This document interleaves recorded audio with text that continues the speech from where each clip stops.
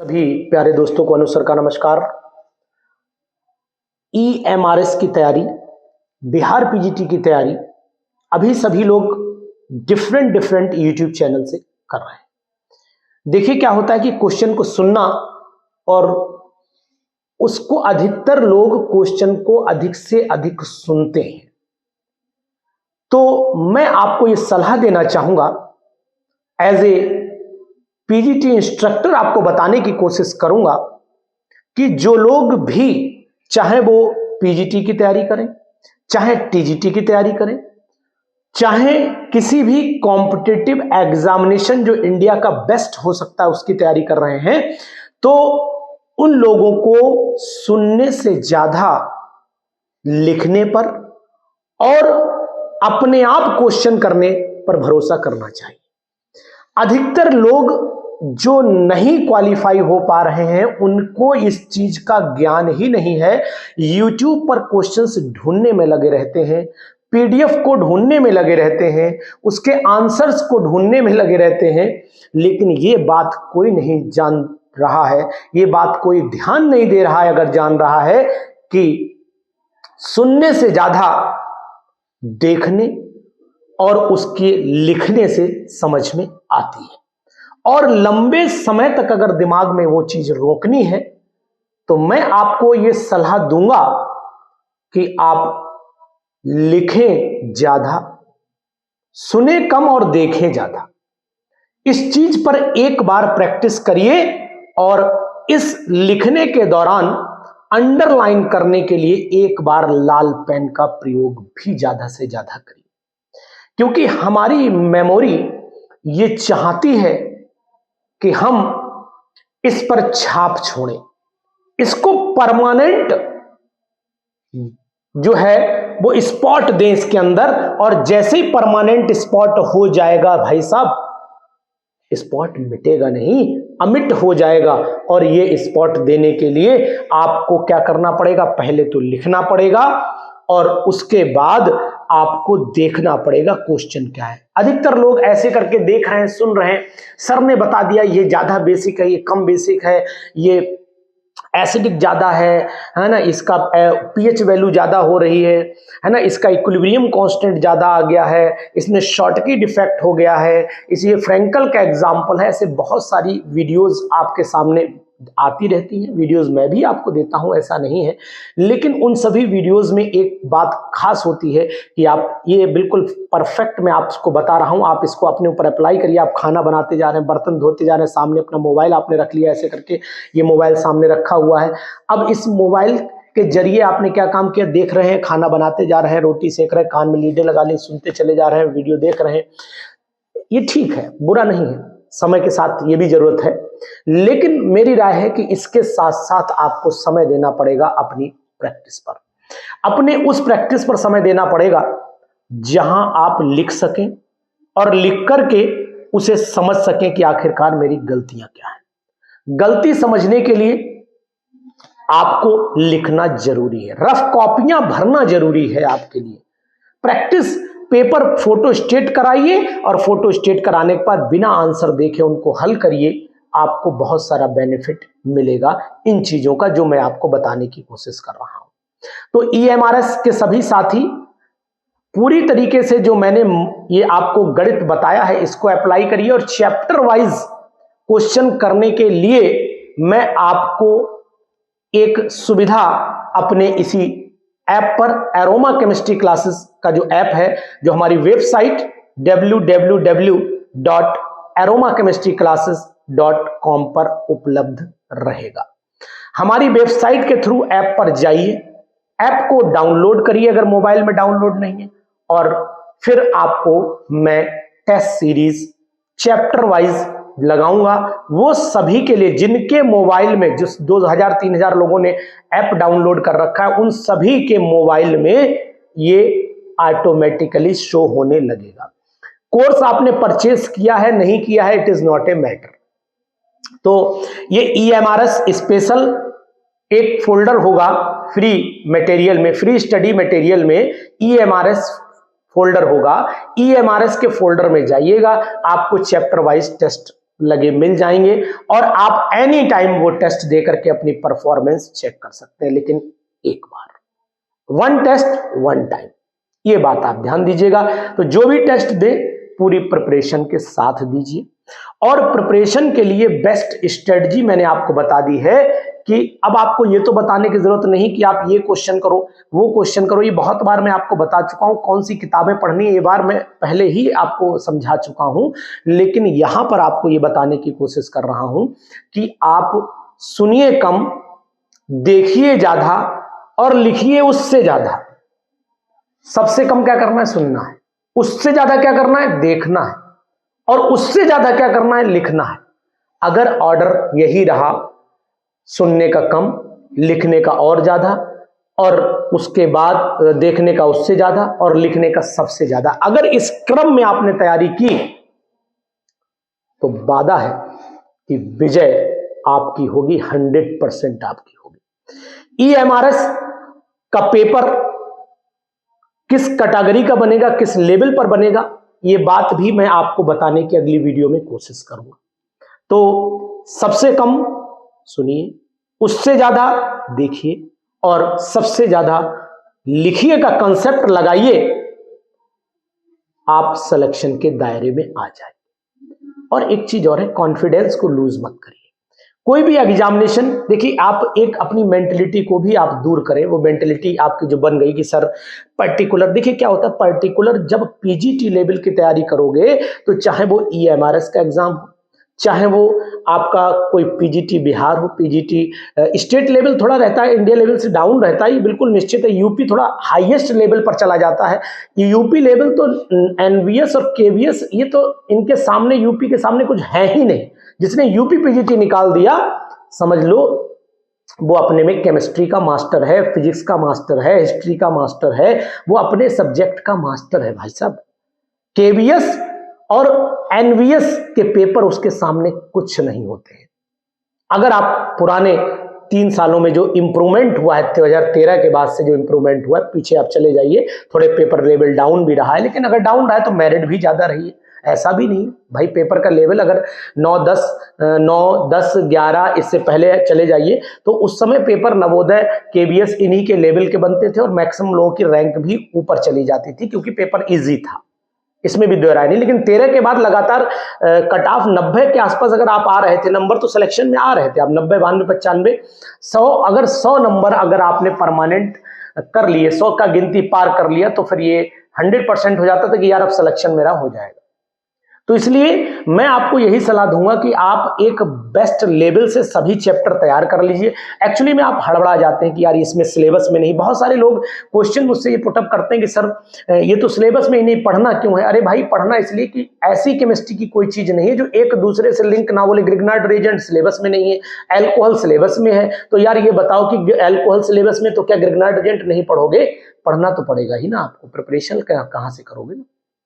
तो इस तरीके से बहुत सारी चीजें ऐसी होती हैं जो सिलेबस में तो नहीं होती हैं, लेकिन वो सिलेबस को कहीं ना कहीं कंबाइन करती, बांधती हैं, और उसी चीज को हमें ध्यान रखना भी चाहिए। तो जो मैंने आपको उद्देश्य बताया, जो मैंने आपको ऑर्डर बताया, ऑर्डर मैंने आपको क्या बताया? सबसे कम सुनना है, उससे ज्यादा देखना और सबसे ज्यादा लिखना है। अगर इस ऑर्डर को आपने फॉलो कर लिया है तो फिर सत्य है कि सिलेक्शन आपका निश्चित होगा। आप बिल्कुल दूर नहीं जा पाएंगे सिलेक्शन से। यही पैटर्न एक्चुअली में जितने भी साथी भाई बहन हमारे मित्र जो भी हैं इस चैनल से जुड़े हुए हैं या पीजीटी की TGT की तैयारी कर रहे हैं, इनकी खास बात क्या होती है पता है? ये सब टीचर होते हैं ऑलरेडी, और टीचर के अंदर एक चीज तो यार निश्चित है कि वो अपने आगे मानता किसी की नहीं, वो सरेंडर करने को तैयार कम होता है। वो कहता है मैं ही सत्य हूं और मैंने जो कह दिया वही सत्य है, मैंने जो रिएक्शन पढ़ ली वही सत्य है। दूसरा टीचर, एक लोग हैं, उन्होंने मुझसे ये कहा था कि सर MSc तो मैं भी किया हुआ हूं, मैंने भी PhD कर रखी, प्राइमरी स्कूल में पढ़ा रहा हूं, अच्छी बात थी, सरकारी नौकरी थी, कोई बुरी बात नहीं, लेकिन वो उन्होंने कभी अपने आप को ये नहीं माना कि मैं, बोले सर PGT लेवल का पेपर तो मैं यूं कर देता हूं। तो मैंने उनसे सीधा से एक क्वेश्चन ये पुटअप कर लिया कि भाई साहब फिर आप एक बार PGT निकाल दीजिए, झंझट खत्म करिए, कहाँ आप पड़े हुए हैं, निकालिए। लेकिन बेचारे 3 साल से लगे हैं, निकल नहीं रहा है। क्यों? क्योंकि वो कभी पढ़ते नहीं हैं, उनका काम सिर्फ यही होता है कि अगर उन्होंने कोई बैच ज्वाइन कर लिया किसी भी टीचर का, तो फिर उससे 2 क्वेश्चन ढूंढ करके लाते हैं कि सर इसका आंसर बताओ। बेचारा टीचर वो भी है, नहीं बता पाया, मान लीजिए किसी कारण मैं ही नहीं बता पाया, तो बोले सर आप इतना तो मैं भी जान रहा था, ये आप जवाब देते तो मैं समझ लेता कि आप हमसे ज्यादा जान रहे हैं। नहीं साहब, आपसे ज्यादा बिल्कुल नहीं जानता हूं, और क्षमा चाहता हूं इस बात के लिए कि मेरे अंदर ज्ञान नहीं है, लेकिन हाँ इतना जरूर है कि मैं आपको बता सकता हूं कि अगर ये चीजें आप अपने अंदर से रिमूव कर दोगे तो आपका उसी दिन सिलेक्शन हो जाएगा। ये मेरा 100% अपना विश्वास है और आपसे वादा भी करता हूं, ये चीज निकाल दो, अगर ना सिलेक्शन हो जाए तो फोन करके मुझे बता देना कि अनुज सर मेरा सिलेक्शन आपने कहा था, मैंने सब चीजें छोड़ दी, जो आपने सीखा, जो आपने मुझे सिखाया, जो आपने मुझे बताया, और जो मेरी कमी थी कि दूसरों की कमियां निकालता रहता था, अपनी कमी को नहीं सुधारता था, वो मैंने अब सुधार ली, मेरा सिलेक्शन सर हो गया है। ये बात आप मुझे बताओगे निश्चित है। तो मैं आपसे कहने की, देखिए एक तो स्वभाव शांत रखिए अपना, और किसी भी चीज को एक्सेप्ट करने की पावर रखिए अपने आप। हमें आ रही है बहुत अच्छी बात है, हम उसको और सुधार लें, ये उससे अच्छी बात है। और किसी ने हमें कोई नई चीज बता दी है तो उसको एक्सेप्ट कर लेना, ये बहुत बड़ी बात है। अपनी गलती को एक्सेप्ट कर लेना बहुत बड़ी बात है। अभी कल की ही क्लास हुआ था, तो मनु उपाध्याय ने मुझसे कहा कि सर इसका आंसर ये होना चाहिए, देख लीजिए। मुझे लगा यार बंदा बिल्कुल सही बोल रहा है, मैंने ध्यान नहीं दिया। 21 सेकंड के बाद वीडियो देख लेना, 1 सेकंड के बाद एक्सेप्ट कर लिया मैंने। तो मैंने जिंदगी में जहां मुझसे गलतियां हुई हैं, चाहे मुझे छोटे ने सिखाया हो या बड़े ने सिखाया हो, या क्लास में पढ़ते समय कुछ गलत लिख गया धोखे से, हो जाता है, मैं जानता हूं इस बात को। लेकिन बच्चे ने कहा एक्सक्यूज मी सर आपने ये रिएक्शन में यहाँ 3 नहीं मल्टीप्लाई, अरे सॉरी बेटा लिख दिया। क्या बात है इसमें यार? जो चीज ये रिमूव करने के बाद आज मैं सिलेक्टेड कैंडिडेट हूं, इससे पहले थोड़ा सा अगर आपके अंदर ये भाषा आ गई कि नहीं यार ये तो सब एमएससी ऑलरेडी करा हुआ है, अनु शर्मा खुद ही एमएससी है, पीएचडी है, ये तो नेट, अनु शर्मा ने तो ये एग्जाम भी नहीं क्वालिफाई करा, मैंने तो ये भी नेट भी CSIR नेट क्वालिफाइड हूं, मैं इनसे ज्यादा ही पढ़ा लिखा हूं, कम नहीं हूं। तो मान सकता हूं, मैं आपका सम्मान करता हूं, मेरे बहुत सारे मित्र साथी होंगे, लेकिन हर चीज का एक तरीका होता है। अगर आपको किसी एक पैटर्न पर चलना आ रहा है तो बहुत अच्छी बात है, लेकिन दूसरे ट्रैक पर चलने के लिए आपको अपने अंदर थोड़ा बदलाव लाना पड़ेगा। आप हो सकता है बहुत अच्छे सर्जन हो, बहुत अच्छे डॉक्टर MD हो, लेकिन एक छोटी बीमारी आप हो सकता है आपके दिमाग में ना पकड़ में आ रही हो, तो उसे पकड़ लीजिए, उसे एक्सेप्ट कर लीजिए, इजी वे रहेगा आपके लिए। तो आप क्या करिए, किसी भी चीज को एक पैटर्न बना लीजिए, उसी ढंग से अपनी गलतियों को सुधारना, यही सिलेक्शन का सबसे बड़ा बेनिफिट होगा। और सिलेक्शन होता ही उन्हीं लोगों का है, लगता है देखने में यार बिल्कुल नॉर्मल है, बताओ मैं इतना डटा हुआ, मैंने नेट भी क्वालिफाई कर दिया, मैंने PhD भी कर ली, मैंने ये भी कर लिया, यार पता नहीं निकल ही नहीं रहा है, ऐसी क्या बात है, मैं सर पेपर पूरा करके आ रहा हूँ, वहां सब भ्रष्ट बैठे हुए हैं, सो ऑन, इस तरीके के वर्डिंग शुरू हो जाती है, माइंड है और इसमें आ भी जाती हैं सब चीजें। देखिए क्या होता है, निराशा जो होती है वो बहुत सारी हमारी आशाओं को पलट देती है।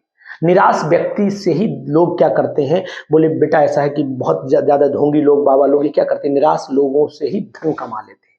ये आशावान लोगों से धन नहीं कमाते हैं, ये निराश लोगों से धन कमाते हैं। इसलिए मैं आपको बताने की कोशिश करूंगा, निराशा बिल्कुल मत लाइए अपने अंदर, आशा को बनाए रखिए और यही चीज मेंटेन रखिए, और अपनी गलतियों को एक्सेप्ट करके सुनिए कम, देखिए ज्यादा, लिखिए सबसे ज्यादा। इस कंसेप्ट को अपने दिमाग के अंदर उतार लीजिए, आपका सिलेक्शन हो जाएगा। क्योंकि सुना हुआ कभी कभी ऐसा होता है, आप मान लीजिए किसी ने कहा, मैं आपको एक सेंटेंस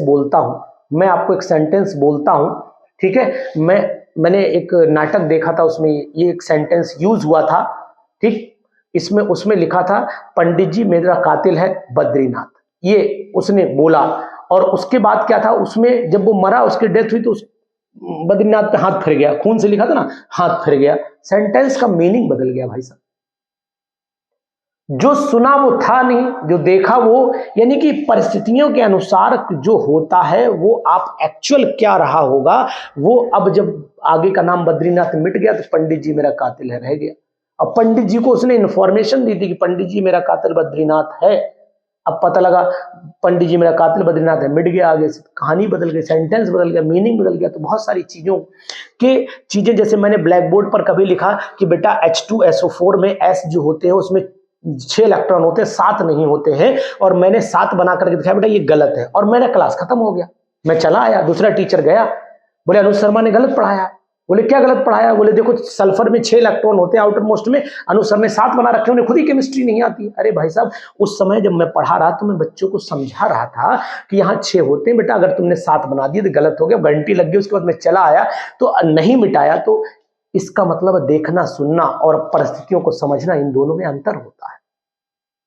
कहीं पता लगा आपने कोई स्ट्रक्चर बताया, मतलब एसिटिलीन बताया, बोले बेटा इसमें double bond HC, triple bond C और H बनाया, और एक बॉन्ड मिटा करके समझाया कि बेटा यहाँ पर डबल बॉन्ड होगा तो वैलेंसी इसकी गड़बड़ हो जाएगी, इसलिए ट्रिपल होता। मिटाने के बाद समझ में आ गया बेटा, ठीक है, दोबारा हमने नहीं बनाया, ऐसे बना करके छोड़े। बोले बताओ वैलेंसी कार्बन की पूरा करना नहीं आ रही है, इन्हें क्या पढ़ाएंगे ये?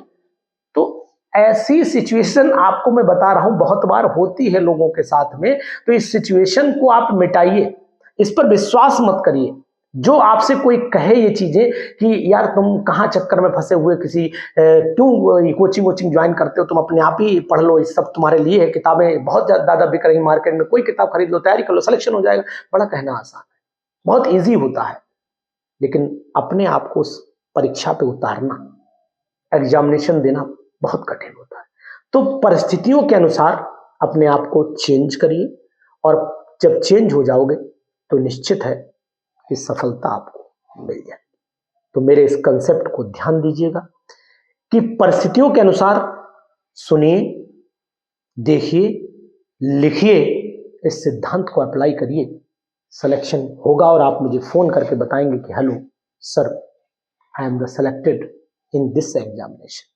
बहुत सारे लोग यही अपनाए हैं, बहुत सारे लोगों ने पैटर्न बदले, उन्होंने फोन से बताया है सिलेक्शन होने के बाद कि सर ऐसी सिचुएशन पैदा हुई है, और जो आपने बताया मैंने उसको फॉलो किया। तो मैं आपको कोई गलत राय नहीं दे रहा हूं, आप अपने कॉन्फिडेंस को मेंटेन रखिए, गलती है उसे एक्सेप्ट करिए, गलती अगर कोई कर रहा है तो उसे एक्सेप्ट करवाइए।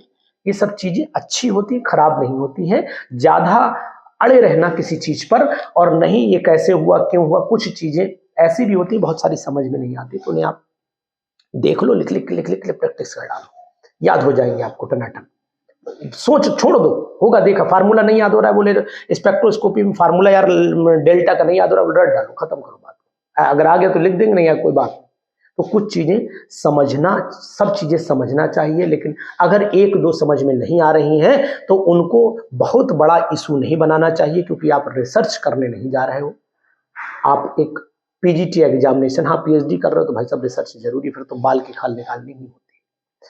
तो मेरी बात को मानिए, समझिए, और निश्चित सफलता आपका दरवाजा खटखटाएगी, और आप खुलने भी जाएंगे और आपको हार भी मिलेगा, उस जीत का हार मिलेगा जिसका आपको था इंतजार। तो मेरी बात को समझिए, सुनिए, देखिए, और फिर लिख करके दिखाइए, सिलेक्शन आपका 100% होगा। ये वीडियो दोस्तों तक जरूर पहुंचाना, क्योंकि हर इंसान को ये जरूर समझ में आना चाहिए कि आखिरकार क्या बदलाव जिंदगी को बदल सकते हैं, और क्या चीजें हमें सीखनी अभी भी बाकी, क्योंकि सीखने का क्रम जीवन पर्यंत चलता है, इंसान मरते दम तक संपूर्ण नहीं हो पाता है, ये आप भी जानते हैं और मैं भी जानता हूं, दुनिया जानती है, लेकिन फिर भी हम संपूर्णता का नाटक बहुत अच्छे तरीके से कर लेते हैं। ये समाज है, करता है यही काम। तो आप लोग जिस दिन संपूर्ण हो जाओगे आप ठहर जाओगे, इसलिए चलते रहिए, चलते रहिए, चलते रहिए, और परिस्थितियों के अनुसार अपने आप को ज्यादा ढालने की कोशिश मत करिए। जितना एडजस्ट करता हो शरीर, जितना हमारा माइंड एडजस्ट करता हो, उतना जरूर करिए, और इन परिस्थितियों को बदलने का संकल्प लेकर के आगे बढ़िएगा। आपको अनुसर की सब बातें याद रहेंगी। तो एक कंसेप्ट जरूर याद रखना, सुनना, देखना और फिर लिखना, देखना बदलाव कितना आता है। इसमें एक पेन और जोड़ना जिसका नाम है रेड पेन। मैं क्यों बता रहा हूं रेड पेन, ये बात आपको जरूर बताऊंगा सिलेक्शन के बाद। तो इंतजार करिएगा अपने सिलेक्शन का और मेरे इस जवाब का। Thank you.